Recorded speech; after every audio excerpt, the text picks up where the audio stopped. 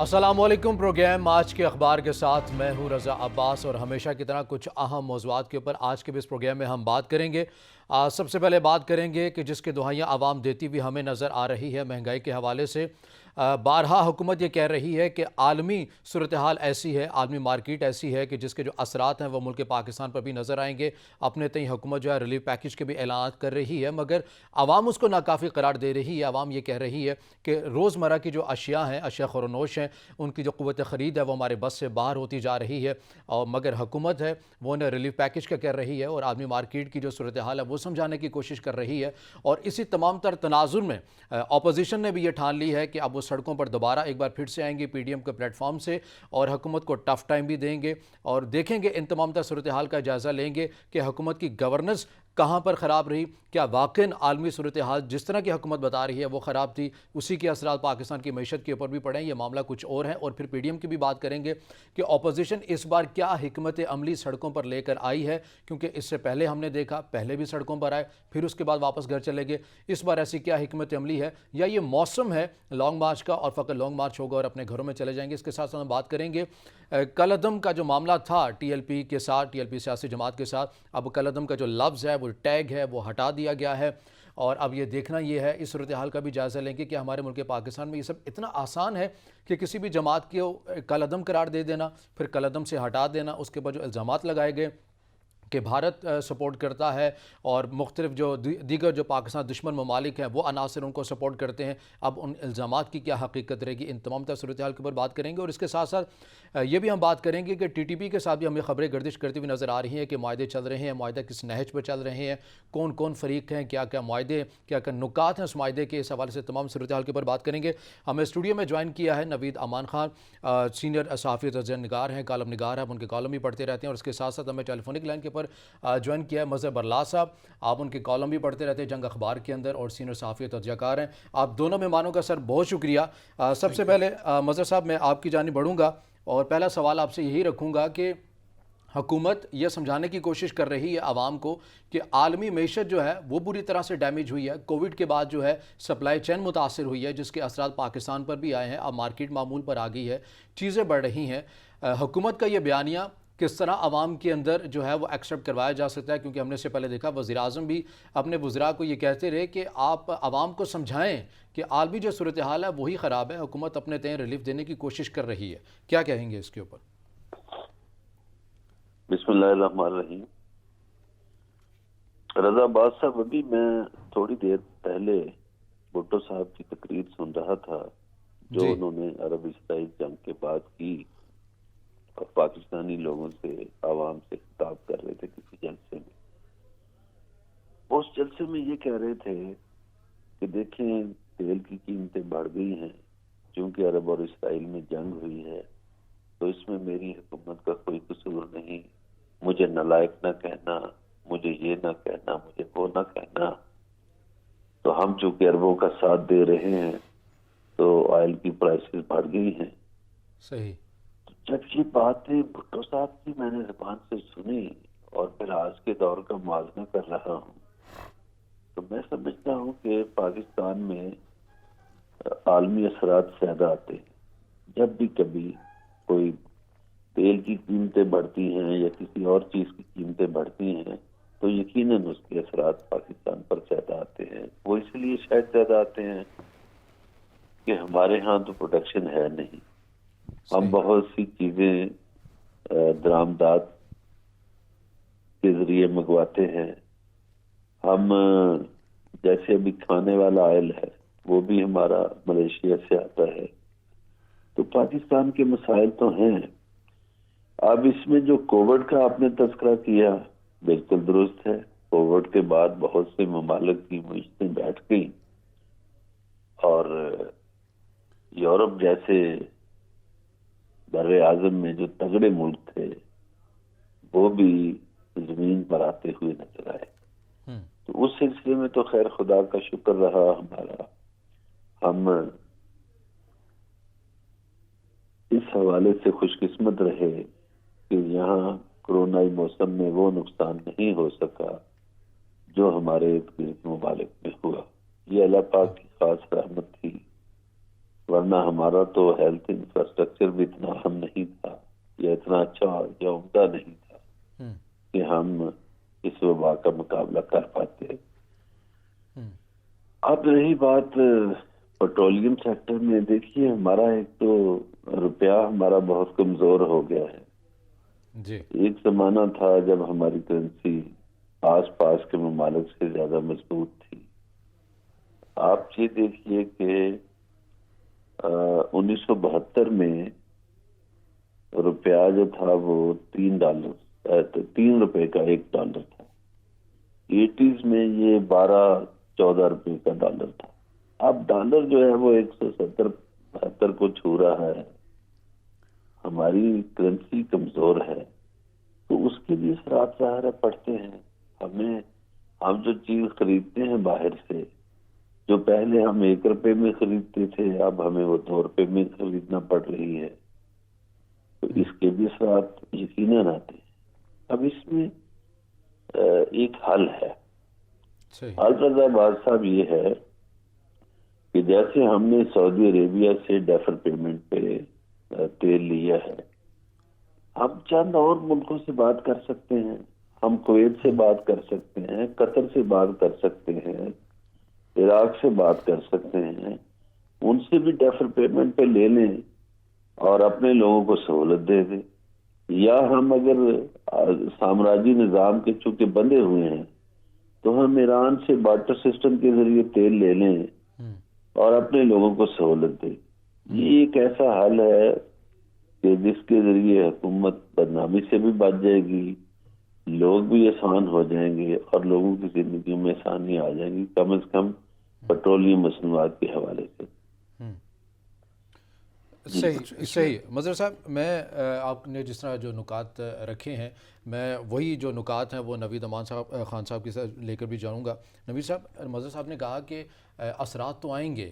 ہم نے دیکھا کہ ہماری تو اپنی کوئی پروڈکشن نہیں ہے، ہم اس طرح سے کوئی چیزیں جو ہے وہ نہیں بناتے، مگر یہ بھی حقیقت نہیں ہے کہ موجودہ حکومت نے چھوٹی صنعتوں کو چلانے کا وعدہ کیا، ٹیکس بڑھانے کا وعدہ کیا، مگر مہنگائی بڑھ گئی. روزگار دینے کا وعدہ کیا مگر اس طرح سے نہیں ہو سکا. بے روزگاری کی جو شرح ہے وہ ہمارے سامنے ہے.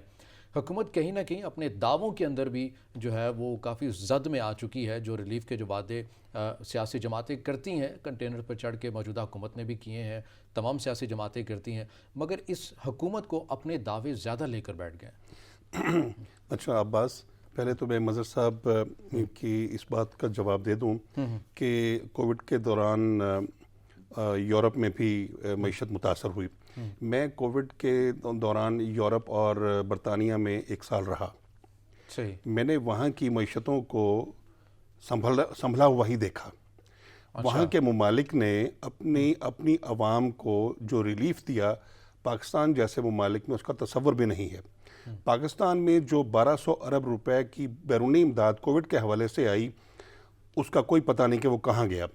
وہ نہ تو کووڈ سے متعلق ٹریٹمنٹس کے حوالے سے استعمال ہوا اور نہ ہی حکومت نے یعنی پی ٹی آئی گورنمنٹ نے اس کی کوئی تفصیل بیان کی میڈیا میں. اور عوام بھی اپوزیشن کے ساتھ ساتھ اس آنے والی رقم کی رسیدیں مانگنے کا حق رکھتی ہے. ٹھیک. اگلی بات ہے کہ پاکستان میں پیداوار کے حوالے سے پاکستان ایک زرعی ملک ہے اور اس ملک کی عوام کی پیداواری اور خوراک کی ضروریات کو پورا کرنے کے لیے زراعت پر ہی منحصر ہونا پڑے گا. اور اس زراعت پر اس وقت تک آپ انحصار نہیں کر سکتے جب آپ اس کو ٹیکنالوجی پہ شفٹ نہیں کریں گے. کنونشنل سٹائل سے جب آپ پروڈکشن لیں گے تو پیداوار کم ہوگی اور اس کی کنزمپشن زیادہ ہوگی. الٹیمیٹلی آپ درآمدات پہ چلے جائیں گے. اور پاکستان میں اتنی سخت نہیں کہ وہ تمام اشیاء خورد و نوش درآمد کر سکے. لہٰذا آپ کو اپنی زراعت کو ٹیکنالوجی پہ شفٹ کر کے اپنی پیداوار بڑھا کر سیلف ریلائنس پہ جانا ہوگا. جیسے چائنا جیسا بڑا ملک جو تقریباً 1.5 ارب آبادی کا ملک ہے، اس نے سیلف ریلائنس سے اور زراعت کو ٹیکنالوجی پر شفٹ کر کے اور جدید ترین طریقہ کار کو اختیار کر کے اپنی پیداوار کو بڑھا کر اپنی ضروریات کو پورا کیا ہے. تو بہرحال حکمت عملی تو ہمیں خود ہی تیار کرنا ہوگی اور ہمیں اپنے مسائل کو خود ہی ایڈریس کرنا ہوگا. اس کے لیے کوئی بیرونی ممالک سے آنے والی امداد ہمیں کبھی بھی سہارا نہیں دے سکے گی. اور آپ یہ دیکھ بھی لیں کہ پاکستان جتنے بھی کرائسس میں گیا، کسی بھی ملک کی طرف سے کوئی ایسی مدد بھی نہیں آئی. ہمیں بہرحال وہ بھگتنا ہی پڑا. جہاں تک آپ کے اس سوال کا جواب ہے تعلق ہے کہ قیمتیں چینی کے حوالے سے صنعتیں چھوڑی چلانے کا جو دعویٰ کیا گیا تھا، جی صنعتوں کے حوالے سے بھی آپ دیکھ لیجئے تو یہ short term and long term policies بنائی جاتی ہیں. حکومت ہمیشہ 5 سال کے لیے ہی آتی ہے، 50 سال کے لیے کوئی نہیں آتی. اس 5 سال میں ہی آپ نے اپنے ملک کو آگے لے کے جانا ہوتا ہے، اسی میں آپ نے پالیسیز بنانی ہوتی ہیں اور ان کو ایگزیکیوٹ بھی کرنا ہوتا ہے. لیکن پچھلے 3 سال میں ہم نے بڑی اور چھوٹی دونوں طرح کی صنعتوں کو بند ہوتے ہوئے دیکھا ہے. آپ کو چاہیے ایز اے گورنمنٹ کہ آپ ان فیکٹرز کو دیکھیے جن کی وجہ سے صنعتیں فلورش ہونے کی بجائے بند ہو رہی ہیں. یقیناً جب صنعتیں بند ہوتی ہیں تو پیداوار ختم ہوتی ہے اور بے روزگاری پیدا ہوتی ہے، ملک کا دیوالیہ نکل جاتا ہے. وہ تمام فیکٹرز چاہے وہ گیس کی صورت ہو یا وہ بجلی کی صورت ہو یا وہ ٹیکسز ہوں، اس کو دیکھنا کس نے ہے؟ ظاہر ہے کہ آپ اپوزیشن میں نہیں ہیں، گورنمنٹ نے دیکھنا. یہاں پر ایک اور اہم کردار اپوزیشن کا بھی ہوتا ہے کہ اپوزیشن ہمیشہ گورنمنٹ کو ٹریک پہ رکھے، ان کی نشاندہی کرے اور وہاں پر پریشر جنریٹ کرے اور اس کو فوکسڈ رکھے تاکہ حکومت ہمیشہ رائٹ ڈائریکشن میں جا کر عوام کو ڈیلیور کرے. لیکن یہاں پر بددیانتی اپوزیشن بھی کرتی ہے کہ وہ حکومت کو فرینڈلی ایٹیچیوڈ دیتی ہے جس کی وجہ سے وہ ٹریک سے ہٹی رہتی ہے اور وہ عوام کی نظروں سے تو گر جاتی ہے لیکن عوام کو ریلیف نہیں ملتا. تو یہ دو طرفہ اپوزیشن اور گورنمنٹ دونوں ہی قصوروار ہیں عوام کو ریلیف نہ ملنے کے حوالے سے. صحیح. یہ ٹھیک ہے کہ معاشی طور پر جس طرح ہم نے دیکھا اور اپوزیشن کی جانب سے جب یہ حکومت آئی ہے تو معاشی طور پر جو جس سے کہہ لیں کہ ایک معاہدے کی صورت میں بیٹھنے کی صورت میں آفر کی گئی ہے شہباز شریف صاحب کی جانب سے بھی اور دیگر جو اپوزیشن کی جو جماعتیں ہیں. مظہر صاحب اگر آپ جواب دینا چاہیں نوید صاحب کے پوائنٹ کا تو آپ ضرور دے سکتے ہیں، مگر اس کے ساتھ ساتھ مجھے اس کا بھی جواب دے دیجیے گا کہ آپ کو نہیں لگتا کہ حکومت کی کہیں نہ کہیں اپنی بھی پالیسی کی ویکنس ہیں کہ پہلے تمام تر الزامات سابقہ حکومت پر ڈالنا، پھر اس کے بعد کووڈ کا سہارا لے لینا، پھر عالمی سطح کا جو مارکیٹ ہے اس کی آپ بیانیے کو آپ آگے لے کر چلتے ہیں. ان تمام تر صورتحال کے اوپر حکومت نے کہیں نہ کہیں سہارا ڈھونڈنے کی کوشش کی ہے، اپنی پالیسی کو جو ہے وہ ایک میکنزم کے تحت جو ہے وہ ڈھالا نہیں ہے. نہیں رضا باز صاحب، میں 2-3 باتیں کروں گا. دیکھیے مشرف دور تک ہم نے 60 سال میں جتنا قرضہ لیا تھا، اس کے بعد جو اگلے 10 سال گزرے جس میں پیپلز پارٹی کی حکومت تھی اور پھر نون لیگ کی حکومت تھی، تو اس سے زیادہ قرضہ ان 2 حکومتوں نے لے لیا جتنا ہم نے 60 سال میں لیا. اب یہ غریب ملک جب قرضہ لیتا ہے تو اس نے قرضہ اتارنا بھی ہے، تو اس پیسے کا انہوں نے ضیاع اس طرح کیا کہ جو منصوبے یہاں لگائے گئے وہ نان پروڈکٹیو تھے. یعنی جیسے میٹرو، کوئی پروڈکشن تو اس کی نہیں ہو رہی، اس پہ الٹا پیسہ خرچ ہو رہا ہے، اور لوگوں کا ترقیاتی بجٹ یا لوگوں کی ہیلتھ کا بجٹ یا لوگوں کی تعلیم کا بجٹ ایک عرصے تک ان منصوبوں پہ خرچ ہوتا رہے گا. پھر مجھے یہ بتائیے کہ جو ساہیوال کا بندہ ہے یا لیا یا بھکر کا بندہ ہے، اس کے پیسے آپ کاٹ کے لاہور کی میٹرو پہ کیوں خرچ کر رہے ہیں اور کتنی صدیاں آپ خرچ کریں گے؟ یعنی ایک ایسا منصوبہ شروع کر دینا ایک غریب ملک میں جس کی کوئی پیداواری صلاحیت ہی نہیں، یہ احمقوں والی بات تھی جو سابقہ حکمرانوں نے کی. اور وہ جو 10 سالوں کا قرض تھا، وہ جو میں نے عرض کیا نا کہ جو ہم نے 60 سالوں میں لیا تھا اس سے زیادہ 10 سالوں میں لے لیا. اب اس کا سود بھی پڑتا ہے اور قرضہ بھی اتارنا پڑتا ہے. ہم ان کو سرٹیفکیٹ نہیں دے سکتے معافی کا چونکہ انہوں نے یہ غلطی کی ہے. صحیح. جو بات ابھی نوید امان صاحب نے کی، یہ صنعتیں بند ہو رہی ہیں، تو میں ان سے گزارش کروں گا کہ آپ فیصلہ آباد چاہیے.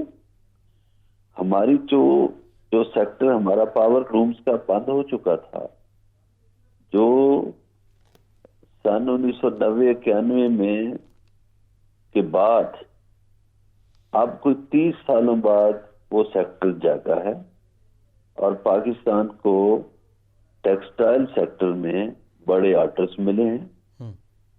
یہ ایپٹما کے جو گوہر اعجاز ہیں پیٹرن ان چیف، ان کے مطابق میں بات کر رہا ہوں، وہ کہتے ہیں کہ 100 سے زائد ٹیکسٹائل انڈسٹریز نئی لگ رہی ہے. اب یہ تو اپنے والے جانے, مجھے تو نہیں, میں تو ان کی بات کر رہا ہوں. انہوں نے بتایا ہے کہ بھائی یہ 100 سے زیادہ ٹیکسٹائل سیکٹر میں انڈسٹری لگ رہی ہے.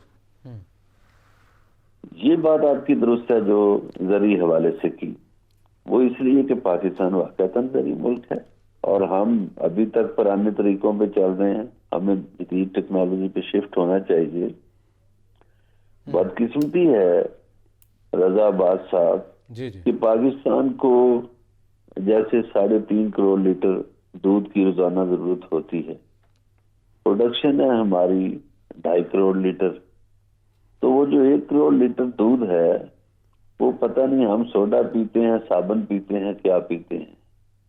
اسی طرح گوشت ہے, گوشت میں دیکھیے یہ کتنی ندامت کی بات ہے, پوری مسلم دنیا کے لیے یہ ندامت کی بات ہے کہ آپ کے حج سیزن پہ جو بھیڑ بکریاں ذبح ہوتی ہیں وہ آسٹریلیا اور نیوزی لینڈ سے آتی ہیں.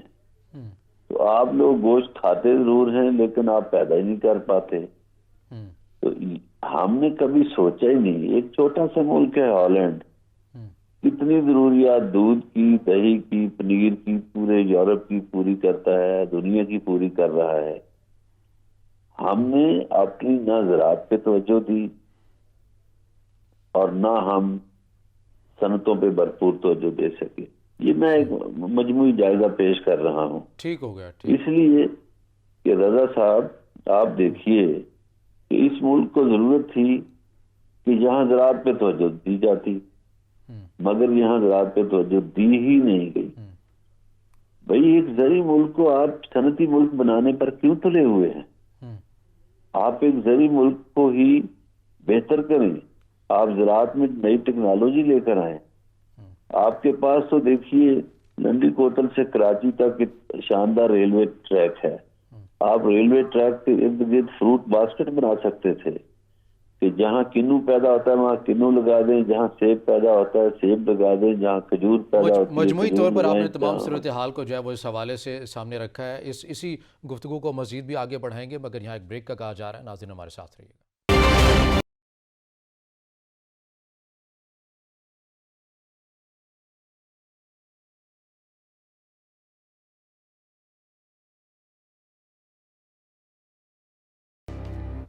بریک کے بعد ناظرین پروگرام میں آپ کو خوش آمدید کہیں گے اور بات ہم کر رہے تھے مہنگائی کے حوالے سے. تو مہنگائی کو ہی لے کر اپوزیشن ایک بار پھر سے سڑکوں پر آ گئی ہے. پی ڈی ایم کے پلیٹ فارم سے ہم اپنے دونوں مہمانوں کے آگے یہ سوال رکھیں گے.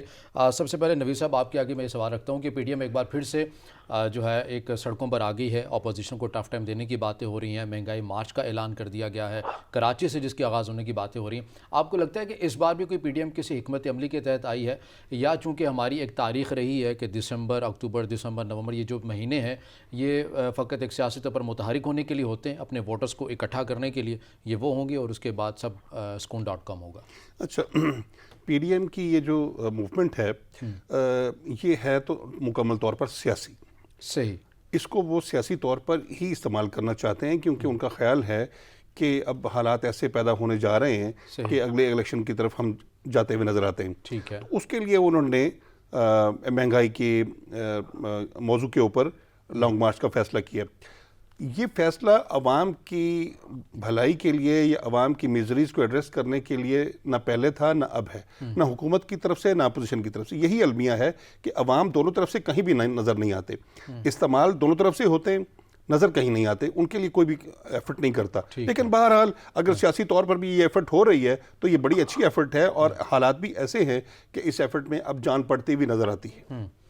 اچھا مظہر صاحب, میں آپ سے یہ نکتہ جاننا چاہوں گا کہ آپ کو لگتا ہے کہ پی ڈی ایم کی جو تحریک جس کا آغاز کر دیا گیا ہے کل مولانا فضل الرحمان کی زیر صدارت اجلاس میں, حکومت کے اوپر کوئی پریشر بلٹ اپ ہوگا اس تحریک سے؟ حکومت جو ہے وہ واقعاً ٹف ٹائم اس کو ملے گا اپوزیشن کی جانب سے, اور اس پی ڈی ایم کے اس پلیٹ فارم کو عوامی حمایت آپ کو نظر آتی ہوئی سامنے آئیں گی چیزیں؟ بالکل بھی نہیں. رضا صاحب آپ نے شروع میں جو ایک بات کی کہ یہ جو مہینے ہیں وقت گزاری کے لیے ہوتے ہیں, گزارش یہ ہے کہ اس اپوزیشن نے بڑے جلسے کر کے دیکھ لیے, بڑے احتجاج کر کے دیکھ لیے, لوگ ان کے جلسوں میں نہیں آتے. ٹھیک. لاسٹ ان کا جو جلسہ تھا وہ ڈی جی خان میں تھا. صحیح. وہ ناکام کیسے ہوا کہ ایک تو وہ وزیر اعلیٰ پنجاب کا علاقہ تھا، چلیں اس میں ہم مان لیتے ہیں کوئی انتظامی مشینری متحرک ہوئی ہوگی. پھر وہاں کے جو کھوسا برادران ہیں وہ پیپلز پارٹی کا حصہ بن چکے ہیں. یہ لغاری صاحب کے صاحبزادے کیونکہ پہلے پیپلز پارٹی میں ہوتے تھے، پھر کاف لیگ میں ہوتے تھے، پھر نون میں آ گئے، تو شاید نون کا ورکر ان کو قبول بھی نہیں کرتا. اب گزارش یہ ہے کہ جو ان کے جلسے ہوئے اس سے پہلے، اس میں تو مولانا صاحب کے مدرسوں کے بچے آتے رہے. آپ کو یاد ہوگا کہ جو مارچ انہوں نے پہلے شروع کیا تھا جس میں لاہور سے کچھ برآمد ہی نہیں چیز ہو سکی تھی، مولانا صاحب ناراض بھی ہوئے تھے. بالکل. ایک کام ہو سکتا تھا کہ یہ اپوزیشن استعفے دے دیتی، کیونکہ 2-4 ووٹوں کا فرق ہے. آج بھی استعفے دے دیں تو الیکشن ہو جائے گا، مگر یہ استعفے دینا نہیں چاہتے.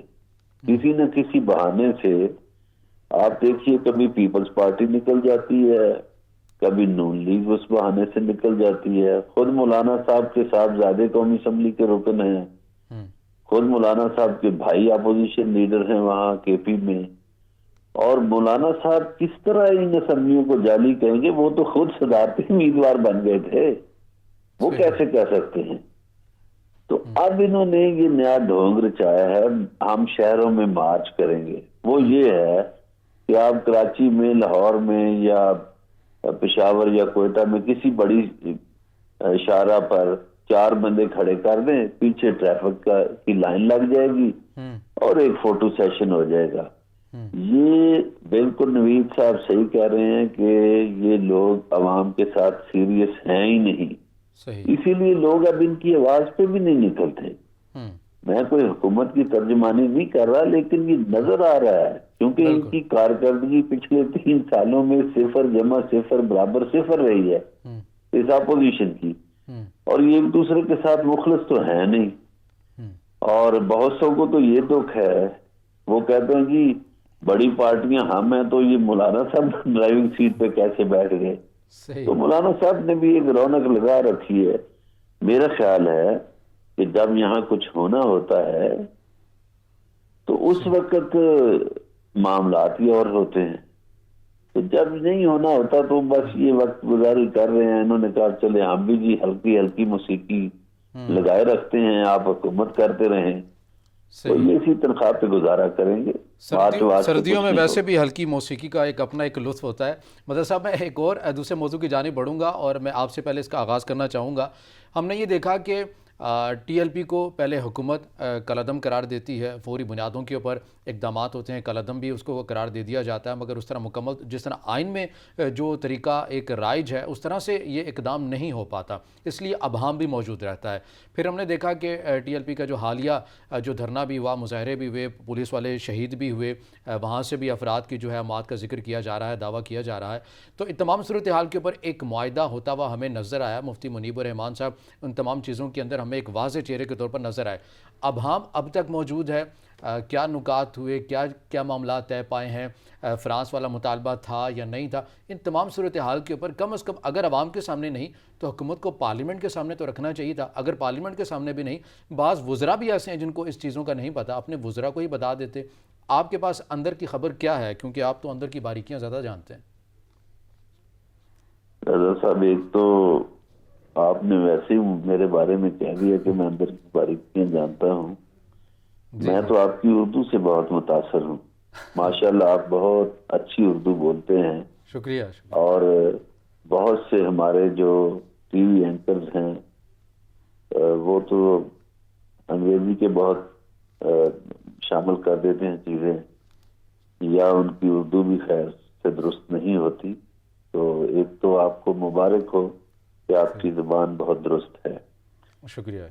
دوسرا، یہ جو معاہدے ہیں، دیکھیے چند دن پہلے مجھے ایک ایسی شخصیت سے ملنے کا اتفاق ہوا جو شروع دن سے ہی ان کے مختلف معاہدوں میں شامل رہی، یا اس کے دور میں ہوئے یا کہیں نہ کہیں کسی نہ کسی اینگل سے وہ شخصیت، وہ عسکری شخصیت ہے. تو یہ معاہدے حکومتیں وقتی طور پر معاملہ ٹالنے کے لیے کرتی رہی اور پھر اس کے بعد اپنی باتوں سے مکرتی رہی. تو میرا خیال ہے کہ مکرنا نہیں چاہیے تھا. اب جو معاہدہ ہوا ہے اس میں فرانس والی تو شرک شامل نہیں ہے. ٹھیک ہے، ان کے جو جائز مطالبات ہیں وہ تسلیم کر لیے جائیں گے اور اب کے جو معاہدہ ہوا ہے اس پر عمل درآمد ہو جائے گا. یعنی جو پہلے جو معاہدہ ہوا تھا اس میں فرانس والی جو شک موجود تھی اب والے میں نہیں ہے، یہ مطلب ہوا؟ ہاں، اب والے میں نہیں ہے فرانس والی کوئی شک موجود. صحیح. ہاں، اور یہ ویسے بھی بے تک کی بات ہے رضا صاحب، چونکہ جب ہم ہسٹری میں بھی دیکھیں تو جب مسلمان ایرانی امپائر کے خلاف اور رومن امپائر کے خلاف لڑ رہے تھے تو اس وقت بھی سفارتی مراسم تو تھے، تجارتی مراسم تو تھے. اب ہم ایک چیز، اچھا اگر فرانس کی بات کر لیں، کیا ڈنمارک میں یہ نہیں ہوا؟ کیا ناروے میں یہ چیزیں نہیں ہوئی؟ مختلف ملکوں میں ہوتی ہیں. آپ کے اپنے مسلمان ملکوں میں کئی نبوت کے جھوٹے دعوے دار پیدا ہو گئے، تو کیا آپ نے ان مسلمان ملکوں سے مراسم ختم کر دیے؟ یا آپ کے یہاں برے صغیر میں قادیان میں ایک شخص نے یہ دعویٰ کر دیا تھا تو کیا آپ نے اپنے ملک کو برباد کر دیا؟ یہ ایک بالکل غلط بات ہے کہ آپ کسی کے سفیر کو، سفیر بیچارے کا اس میں کیا قصور. اچھا برلاس صاحب، مجھے اجازت دیجیے ایک جملہ یہاں میں ایڈ کر دوں. فرانس کی بات انہوں نے اس لیے کی تھی کہ فرانس کے صدر نے اس بارے میں اپنے خیالات کا اظہار کیا تھا، تائید کی تھی. تو اس لیے پھر بات آگے بڑھ گئی، ورنہ اگر اس شخص کے بارے میں ہوتا تو شاید ڈیفرنٹ رویہ ہوتا اور وہی روایتی رویہ ہوتا، لیکن چونکہ فرانس کے صدر نے کیا تو اس لیے بات آگے بڑھی. یہ بات ٹھیک ہے، مگر یہ روش بھی تو غلط ہے کہ کیسے جو ایک جماعت ہے وہ حکومت کو ڈکٹیٹ کر سکتی ہے اس کی فورن پالیسی کے حوالے سے. یہ چیزیں جو ہے نہیں ہونی چاہیے تھی. البتہ یہ ان کو سوچنا چاہیے تھا کہ جنہوں نے اس معاہدے کے اوپر عمل درآمد کے لیے اپنے جو دستخط ہیں وہ کیے تھے. نوید صاحب، میں آگے بڑھوں گا اور اسی سوال کو مزید آپ کے سامنے بھی رکھتا ہوں کہ ہم نے یہ پہلے دیکھا کہ آپ کچھ وزراء سامنے آتے ہیں اور کہہ دیتے ہیں کہ بھارت ان کو سپورٹ کر رہی ہے، کچھ بیرونی قوتیں ہیں جو پاکستان دشمن عناصر ایسے ہیں جو انہیں تقویت دے رہے ہیں. آپ نہیں سمجھتے کہ وزراء کی جانب سے جلد بازی کر لے گی، ایسے بیانات دیے گئے، غیر ذمہ داری کا مظاہرہ کیا گیا؟ ایسا نہیں ہونا چاہیے تھا. اب ان الزامات کی کیا حقیقت رہے گی کہ آپ تو انہیں قومی دھارے میں لانے کی باتیں کر رہے ہیں؟ اچھا، غیر ذمہ دارانہ گفتگو میں پاکستان کے سیاستدانوں کا کوئی مقابلہ نہیں کر سکتا. اچھا، ہر دور میں ہمارے سیاستدان غیر ذمہ دارانہ بیانات بھی دیتے ہیں اور نعرے بھی دیتے ہیں. یعنی میں مختصراً اگر نواز شریف صاحب کے دور پہ چلا جاؤں تو وہ جب پچھلا الیکشن جیتے تھے تو ان سے پہلے انہوں نے جو سلوگن دیا تھا اس سلوگن کو جیتنے کے بعد انہوں نے اس پر عمل درآمد کرنا شروع کیا، تو وہ ان کا سیاسی طور پر ان کے زوال کا سبب بنا. اچھا، اب آ جاتے ہیں عمران خان صاحب کے پاس. عمران خان صاحب نے جو لالی پاپ دیے عوام کو وہ اس پر عمل نہ کر سکے اور وہ تمام لالی پاپس ان کے زوال کا سبب بن رہے ہیں. ٹی ایل پی کے حوالے سے جو ان کے وزراء نے بیانات دیے وہ انتہائی غیر ذمہ دارانہ تھے. آپ یہ دیکھیے کہ وہ بیانات دینے کے بعد جو انڈیا کے حوالے سے انہوں نے دیے، آپ کو اپنے یو ٹرن لینا پڑا اور اسی پارٹی کو آپ کو گلے لگانا پڑا جس کو آپ نے کالعدم قرار دیا تھا اور اس کو مین سٹریم میں لانا پڑا. انہوں نے ایکچولی سعد رضوی صاحب کو لیڈر بنا دیا. 6 مہینے ان کو اندر رکھ کے انہوں نے ان کو لیڈر بنا دیا. وہ لیڈر نہیں تھے لیکن حکومت نے اپنی نااہلی اور نالائکی کی وجہ سے ان کو تو لیڈر بنا کے ثابت کر. اب وہ میدان میں آئیں گے، وہ مذہب کا کارڈ بڑے خوش اسلوبی سے. نوید صاحب ایک منٹ. جی رضا صاحب، جی بڑی اچھی بات کی نوید صاحب نے. نوید صاحب نالائکی سے نہیں، بڑی ہوشیاری سے ان کو لیڈر بنایا، اس لیے کہ مسلم لیگ نون کو ڈنٹ ڈالنا ہے. اب یہ حکومت ٹی ایل پی سے اتحاد کرنے جا رہی ہے، پی ٹی آئی، اور ایک انتخابی اتحاد بن رہا ہے. اچھا یہ تو کام ہوشیاری سے لیڈر بنایا ہے. یہ برلا صاحب، یہ جو انتخابی اتحاد بن رہا ہے یہ دونوں کو ہی نقصان دے گا فائدہ دینے کی بجائے. دیکھیے جو پی ٹی آئی ہے وہ ڈوبتی ہوئی کشتی ہے، اس کے ساتھ اگر ٹی ایل پی اتحاد کرتی ہے تو ٹی ایل پی کا بھی ایک وہ ڈیوائیڈڈ ہے. وہ لوگ یہ سمجھتے ہیں کہ ہم تو پی ٹی آئی کے خلاف چلتے رہے اور پی ٹی آئی کا ایک ساتھ الحاق کر کے ٹی ایل پی وہاں سے سیٹیں تو نہیں نکال سکے گی، ووٹ خراب ضرور کر لے گی. اور ووٹ خراب وہ کس کا کرے گی؟ وہ جو پی ٹی آئی کو ووٹ پڑا تھا وہ پھر واپس چلا جائے گا، وہ واپس جا کے ٹی ایل پی میں تقسیم ہو جائے گا اور کچھ نون کے پاس چلا جائے گا. نون کا ووٹ اپنی جگہ پہ انٹیکٹ رہے گا. آپ یہ دیکھ لیجئے کہ پچھلے الیکشن میں جس طریقے سے جمع تفریق کیا گیا تھا تو اس کا نقصان کس کو ہوا تھا؟ نون لیگ کو نہیں ہوا. نون لیگ کو نہیں ہوا تھا. وہ ووٹ جو پیپلز پارٹی کا تھا وہ تقسیم ہو گیا تھا. پیپلز پارٹی کا اتنی بڑی تعداد میں ووٹ موجود تھا پنجاب میں. دیکھیں جو ووٹ پی ٹی آئی کے پاس آیا وہ نون کا نہیں آیا تھا، وہ دیگر پارٹیوں کا آیا تھا. نون کا بہت کم، نون کا بہت کم. اور نون کا ووٹ آپ یہ دیکھ لیجئے کہ ابھی تک موجود ہے. اگر آپ اس کو یہ کہہ دیں کہ وہ بڑھا نہیں ہے تو وہ کم بھی نہیں ہوا. جی جی مظہر صاحب، گزارش یہ ہے جی جی رضا آباد صاحب، گزارش یہ ہے جی جی کہ یہ تو ابھی مہنگائی تک چکر شروع ہو گیا نا گزشتہ 10 دنوں میں. اس سے پہلے نون لیگ کے کئی لیڈر اجلاس کر رہے تھے، وہ پی ٹی آئی میں شامل ہونے کی باتیں کر رہے تھے. اچھا. سعد رفیق کے گھر اجلاس ہوا جس میں یہ اعجاز صادق وغیرہ شریک ہوئے. تو نون لیگ تو خود تقسیم ہے. اور وہ جو پچھلے الیکشن میں آپ کہہ رہے ہیں وہ بھی ٹی ایل پی کے ووٹرز کا نون لیگ کو نقصان ہوا تھا. جتنے بھی ووٹ انہوں نے لیے، 25 لاکھ ووٹ انہوں نے لیے تھے، اس کا نقصان نون لیگ کو ہوا. باقی پاکستانی قوم کی جو یادداشت ہے وہ بہت مضبوط نہیں ہے. یہ چند روزہ مہنگائی کے بعد آپ دیکھیے گا حالات جب بدلیں گے. اور جو پاکستان میں اتحادوں کی سیاست ہے، اتحاد پتہ نہیں کون بناتا ہے، کیسے بنتے ہیں، اور انتخابی اتحاد اس کی اچھی جو تشریح ہے وہ ہمارے وزیر داخلہ شیخ رشید وہ کہتے ہیں کہ گیٹ نمبر 4 کی ساری جو اقدامات ہیں وہی ہوتے ہیں. آپ دونوں مہمانوں کا بہت شکریہ، آپ کے قیمتی وقت کا بہت شکریہ. پروگرام کا جو وقت ہے وہ اختتام پذیر ہوا. مظہر صاحب نے آخر میں بات کی کہ ہماری جو قوم کی یادداشت ہے یہ بڑی کمزور ہے، اور واقعی میں یہ ہمیشہ ہی کہتا ہوں کہ ہماری پوری قوم اس معاملے کے اندر گجنی ہے. ان کی یادداشت تھوڑے سے وقت کے لیے آتی ہے اور پھر ختم ہو جاتی ہے. آج کے پروگرام سے اتنا ہی. اجازت دیجیے. اللہ حافظ.